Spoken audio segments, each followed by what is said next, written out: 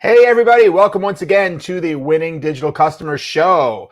I'm Howard Tiersky, and today we're going to be talking about a challenge that any type of manufacturer or even other kind of service company has been having over the last, I'm going to go so far as to say, couple of decades in the world of digital.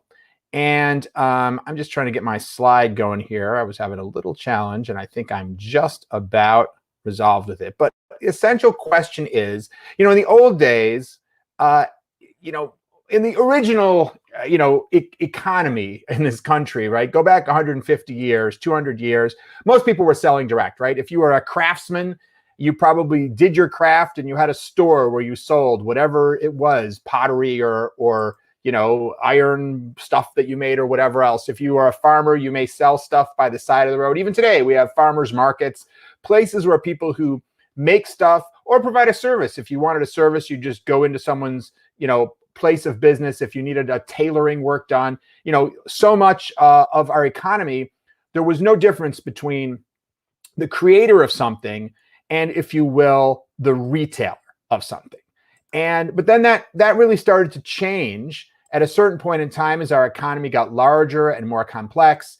And you had, the appearance of things like the Sears and Roebuck's catalog, and then, of course, department stores like Gimbel's or Macy's. And then, of course, fast forward to our modern or relatively modern world, even, 20, 30 years ago, even when I was a child, you had giant shopping malls and you had things like QVC. You had this distinction between the people that make stuff, whether that's a company that makes cameras or a company that makes clothing or a company that makes food, and the people that sell it, that are retailers. You had this emergence of the retailer.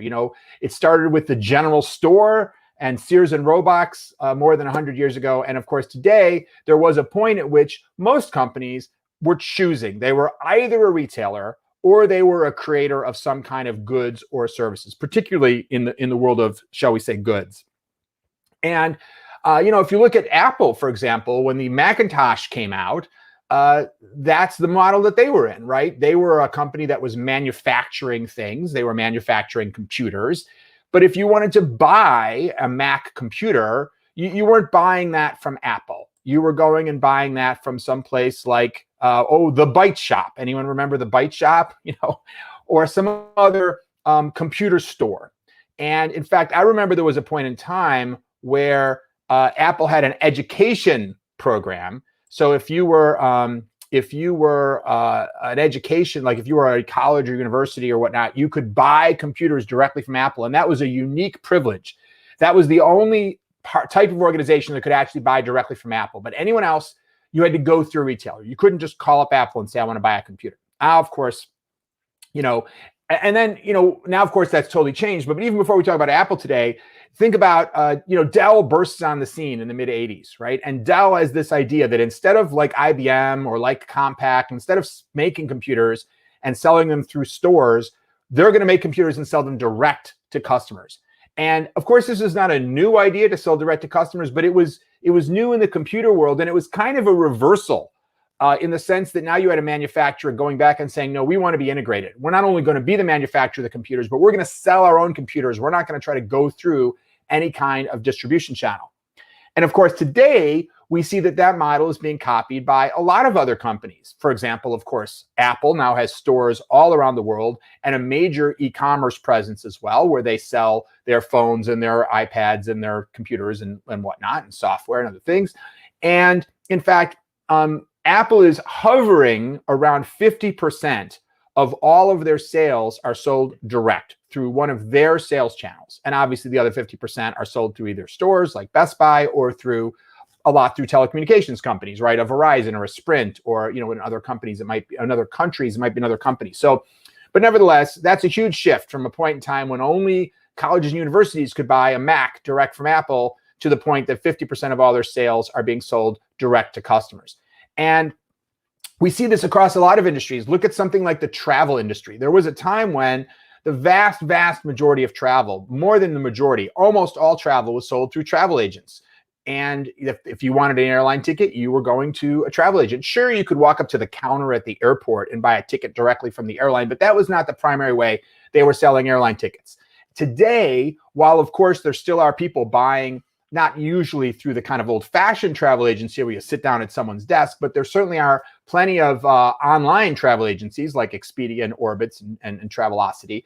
But the travel providers, hotels and airlines and car rentals and such, cruise lines, they all have a huge focus on how to get companies to book directly with them, like Marriott, for example, and they're offering all kinds of additional perks and benefits if you book direct. Now, what caused this reversal from a world that had kind of gone from manufacturers selling direct to a world where most things were going through third-party distribution and third-party retailer to kind of move back towards a world where even large giant companies were selling direct? And of course, the answer heavily is digital, because it really wasn't practical for Marriott to put an office on every corner, to book a hotel room.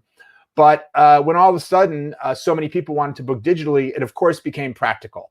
And so while there are multiple complexities to this, this really was a force of digital, making it practical for companies that were creating something to sell it direct. And it's true not only for goods and services, and I guess you could argue that certain things like a hotel room is a kind of a service, maybe a little bit of a hybrid, but like insurance, another space that I've worked, it used to be that the vast majority of insurance went through insurance agents, and all of a sudden insurance companies realized that they had an opportunity to sell direct. And of course, we now see a large volume of directly sold, certainly property and casualty insurance. It might be a little different with life insurance, and health insurance is its own thing, but certainly home insurance and auto insurance very, very often being sold direct to customers via websites, mobile apps, and call centers as well. So really, I think what I see is that a lot of manufacturers, they have this kind of struggle because there are benefits of selling direct, but there are also some problems and challenges. And in fact, I've worked with a number of companies that have gone back and forth on this issue of should they be selling direct or should they not be selling direct. So let's just talk a little bit about what some of the pros and cons are of selling direct. Well, one of the big benefits of selling direct is that you get to control the sales pitch. This is a huge benefit that Apple gets by having their own stores, their own, e-commerce channels. Instead of relying on some high school kid at Best Buy, when the customer walks up and says, what computer should I buy? They can really craft how they want that product sold, how they want it demonstrated, how they want the in-store experience to be. And of course, anytime you sell direct, that's one benefit that you get. A second is that you own the customer. What do I mean?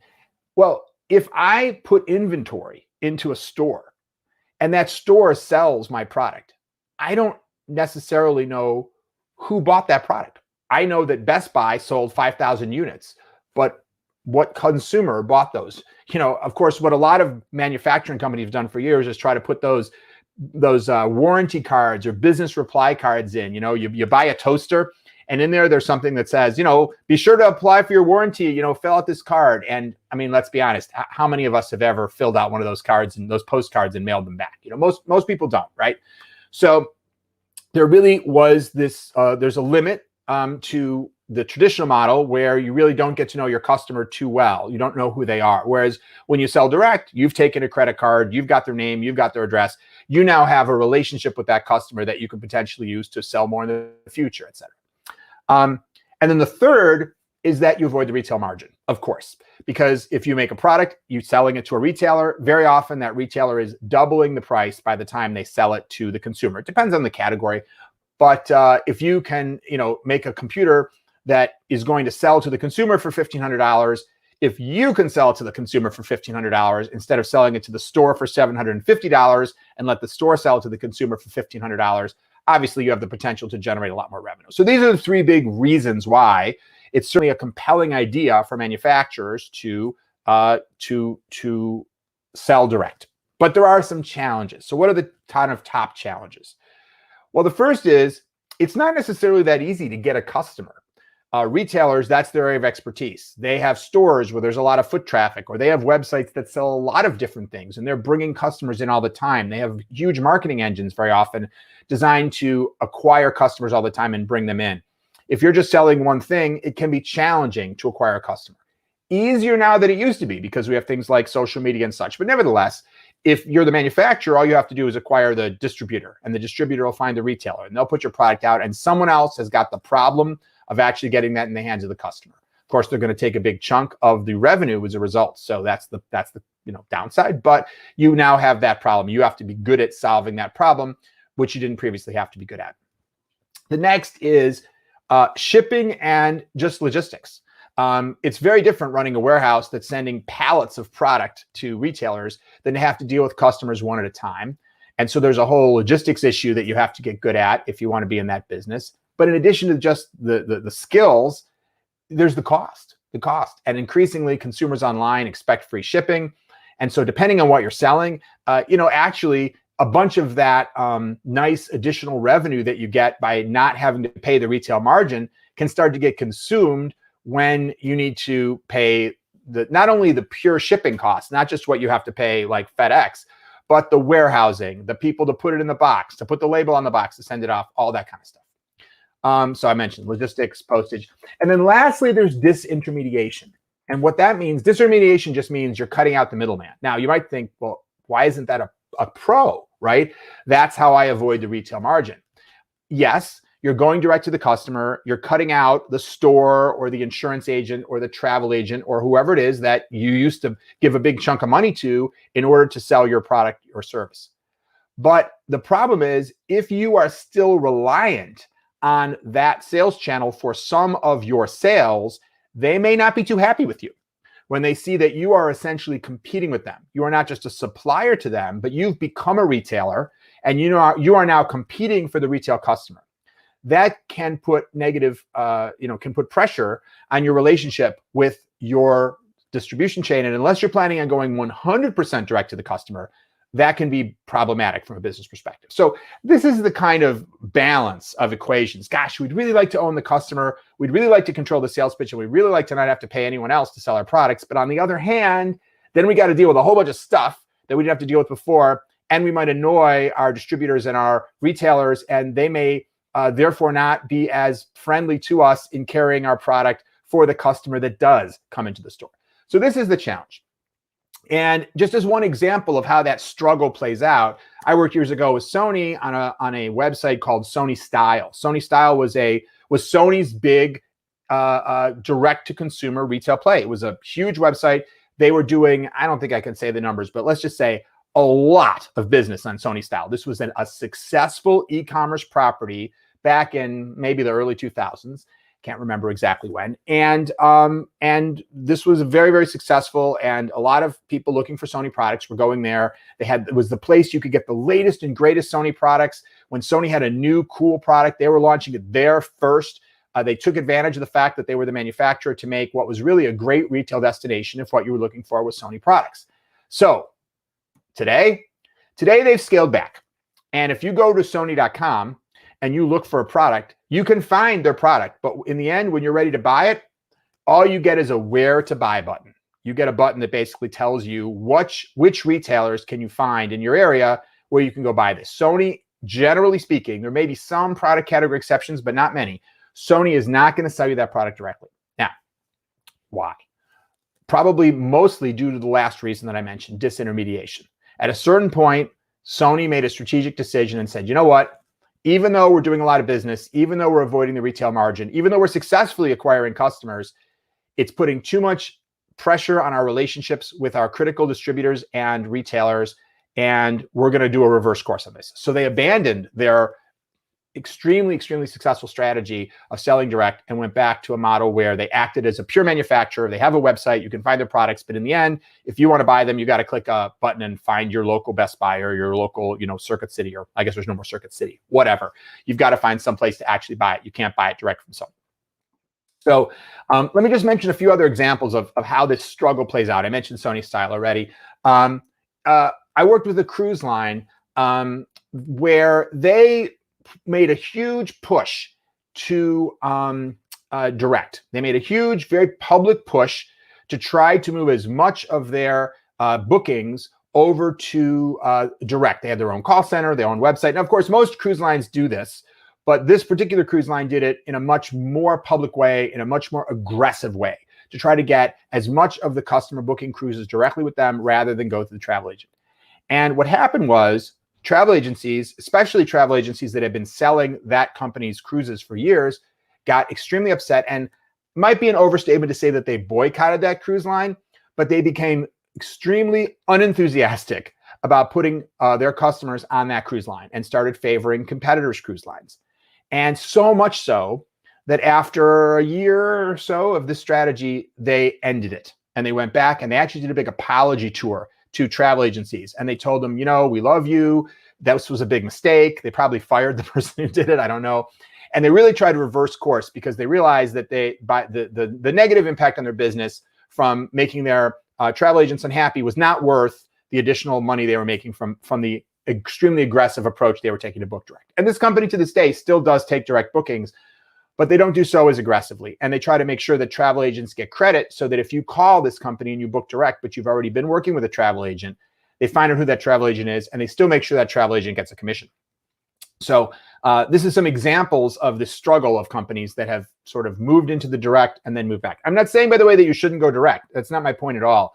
But I'm just trying to kind of flesh out what this challenge is that companies that are manufacturers or suppliers of products have when they try to go into retail, and what some of them have wound up doing as a consequence.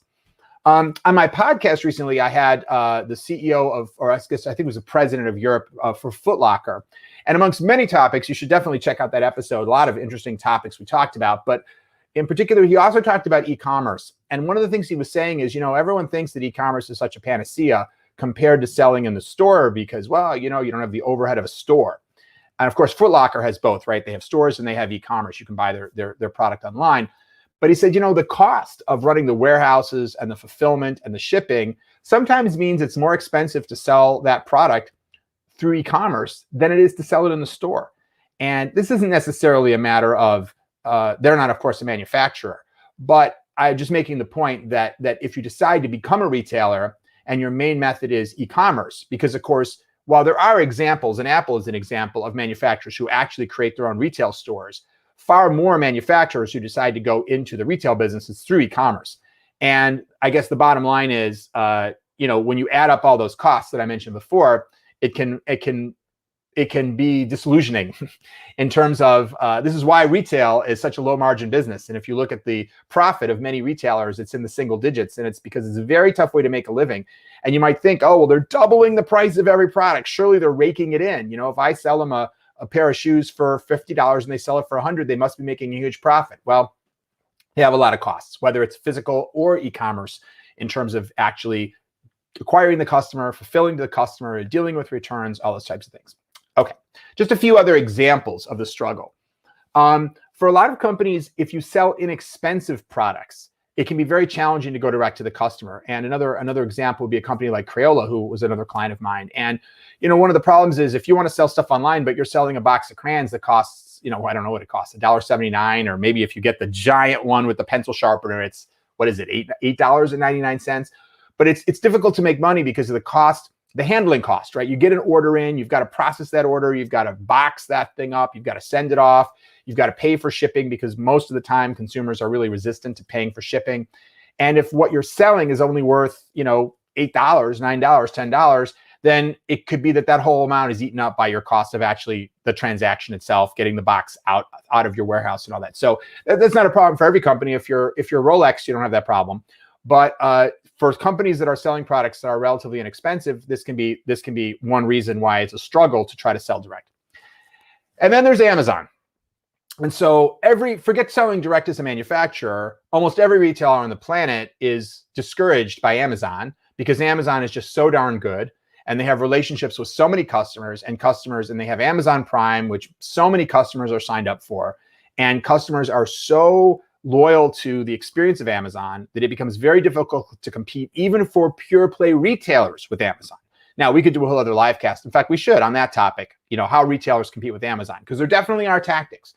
But the point is, if you're a manufacturer and you're like, hey, I think I'm going to start selling my products direct to customers, well, you've got to be prepared to deal with the question of, okay, how are you going to be such a good retailer, bearing in mind that your number one role is as a manufacturer?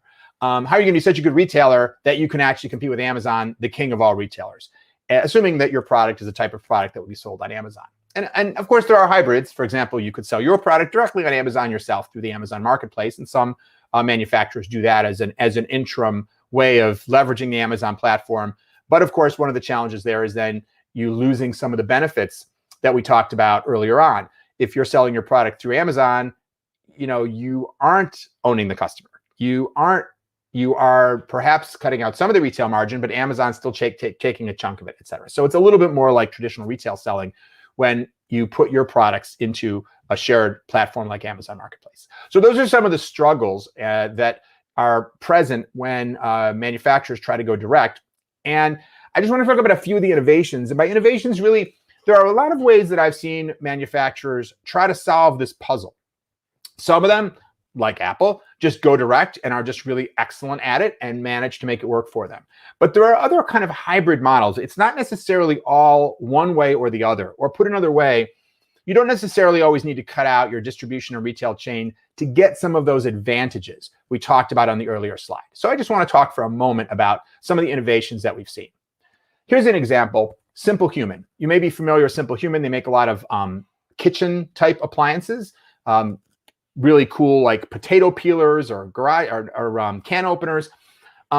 But one example I want to talk about is their garbage cans. Simple Human makes really cool garbage cans that you can like wave your hand and they open automatically. You can even speak to them and say, open garbage, which might seem silly, but when you don't want to touch a garbage can, it can be kind of nice to not have to touch it and be able to deal with it in another way. In any case, Simple Human sells a lot of their product through retailers like Bed Bath & Beyond. But what they do is they have a fulfillment service because they sell garbage bags that are specifically designed to fit their cans and look really good because there's a lip on some of their cans. And if you put the perfectly fitting bag on, and then you close the little sort of top cover part, you don't see the bag. It's not like one of those kind of old-fashioned garbage cans where you put a kitchen bag in and you see the edges of the bag kind of spilling over the side. So if you like that look, a nice clean look, they sell a bag that works with their garbage can and allows you to accomplish that. But they sell those bags direct. So they sell the cans in traditional retail stores because that's where people go to buy garbage cans. But once you get the garbage can home, there's stuff in the package that says, hey, download our app or go to our website and create a subscription to get automatic replenishment of your garbage back. So now we have a company that's got a hybrid model. They're taking advantage of retailers to get their cans in people's homes, but then they're creating a recurring revenue stream by selling the garbage bags. And I've had Simple Human bags in my kitchen for, I think this is our second one, but probably 5 or 6 years of continuously replenishing those bags. To be honest, I have no idea what I've spent, but I'm guessing a lot more on the replenishment than we spend on the can. So in this case, even if they don't make a lot of money by the can that gets sold from Bed Bath & Beyond or wherever, they're making money on the garbage bag. So they've got a hybrid model where they're putting their main product, sort of like, give away the razor, sell the blades. In this case, it's deal with the margin attrition on the can. And then look, now they do own the customer, right? Now they do know who I am. They do have my email, my name. They know who bought it, even though it came through Bed Bath & Beyond, not because Bed Bath & Beyond told them, but because they created a strong enough reason for me to develop a relationship with them as a manufacturer, much stronger than when you buy a toaster and there's a card that says, fill out your information, put your address in those little boxes and put it in the mail so we know who you are. Most people, of course, as I said earlier, don't have much interest in doing that. Another example that I see both in travel and insurance industries is to offer commission or some level of commission on direct sales. For example, I worked with one insurance agency, provider of property and casualty auto insurance. And what they would do is they would advertise and they would get people to call their call centers or go on their websites and sign up for insurance. But once they sign up for insurance, they would transfer that account to one of their insurance agents who were like independent businesses, right? Because a lot of insurance companies are this way. It's like a separate small business, essentially, if it's your local Allstate or your local State Farm or whatever, your local Farmers Insurance office in your town is actually run by that person. They're not an employee typically of the insurance company. And so they were actually acting as a lead generation and a customer acquisition provider for their insurance agents. Now, there was some sort of model where if they went out and spent money and brought that customer in, then maybe that insurance agent didn't make as much commission in the first year or something like that. But it was a good value for the insurance agent. Instead of being at war with their kind of distribution and retail chain, they found a way to kind of coexist in a way that worked well for both of them. Here's another example, a little bit similar to the Simple Human example. I recently got a new oven for my house, and it's a GE Cafe oven, if anyone's familiar with it. And I recommend the GE Cafe oven. It has a lot of cool features, and it has an app associated with the oven. And the app allows you to do some pretty cool things. For example, I can scan the barcode on like anything that I buy in the store. Like if I buy like a frozen lasagna or something, I can scan the barcode and it will figure out what that is. So that's Stouffer's family size frozen lasagna. And it will program my oven for the right temperature and the right amount of time to cook that lasagna without me having to do anything else. So that's a pretty cool feature. And then I still have to put the lasagna in the oven though, which kind of gets me down. It seems to me like if it was really cool, it would actually take it out of the box and put it in the oven. But I guess that's coming maybe in the next version of the app. In any case, point is, they have created additional value that they're adding in the digital world to the product. So even though I bought that product from a local appliance store and they came to my house and they installed it, and in theory, GE has no idea who I am, now they're convincing me that I should download their app. In order to use the app, I have to create an account. So now they have my email information. They know, of course, what product I have. And then if I get more GE appliances, like if I get a microwave from them or I get a refrigerator from them, it's the same app. So now pretty soon it's the same account. So now they start to know that I have multiple GE appliances. And I don't think I've seen it yet, but I am sure that they're going to start marketing to me that I should buy more GE appliances and how they're all going to work together. So there's another example where you can start to build a relationship with the customer, even if you don't necessarily sell direct. Now here's a different kind of example. This is Igloo. And this is actually another podcast I did recently with the chief marketing officer of Igloo, also something I would definitely recommend you check out. But in that podcast, he talked about their e-commerce experience. And, you know, when they first started to do e-commerce at Igloo, they had some of the challenges I mentioned earlier about shipping. They said, you know, the coolers we sell are available in a lot of places. Like you can go to Walmart or you're probably your grocery store and buy like an Igloo cooler. It might cost $25. It's big, right? So if you order it from them online, it's expensive to ship because it's just a big, bulky item. And so it was very difficult for them to make it make sense for somebody who could just go buy something in the store to go online and order that same big, bulky thing, because if Igloo gives them free shipping, Igloo can't make any money. And if Igloo charges them for shipping, well, it just doesn't make sense for the consumer, right? Because they can just go to their local store and buy the product. But what Igloo started to do was develop exclusive products, special higher end tools for people who are camping and wanted something really advanced, or specially branded coolers with niche brands that you might not find in your local store, like a cartoon character you love, or a sports brand that may not be available in your local store. So they actually created exclusive product that they could sell online that was actually also worth more. So now instead of trying to sell their generic $25 cooler, they were selling a $75 item or a $150 item, and it was an item that really wasn't practical for the retailers to carry. The retailers didn't even want to carry those products because they were too niche. You know, retailers don't want to have enough shelf space to have 50 different Igloo coolers with every cartoon character on the planet. It just doesn't make sense for them. So the retailers didn't necessarily care that Igloo was doing it because it was a different product and it wasn't what they were trying to sell in the store. And the consumer was willing to pay more. And even in the digital world, they were able to then target using Facebook ads and things like that to find the people that wanted these niche products. So in this case, what Igloo did is, again, it's a hybrid. They said, well, you know, certain of our products are actually better if they mainly focused on being sold through our traditional distributors and retail stores, but there's other products we can develop to build a really great e-commerce business. And that's what Igloo did. Nike, I'm not going to go into detail, but you probably know, of course, they sell a lot through distribution channels, but they have special customized products. You can go on the Nike website and you can make your own sneakers with certain colors, and you can sort of trick them out just how you want them.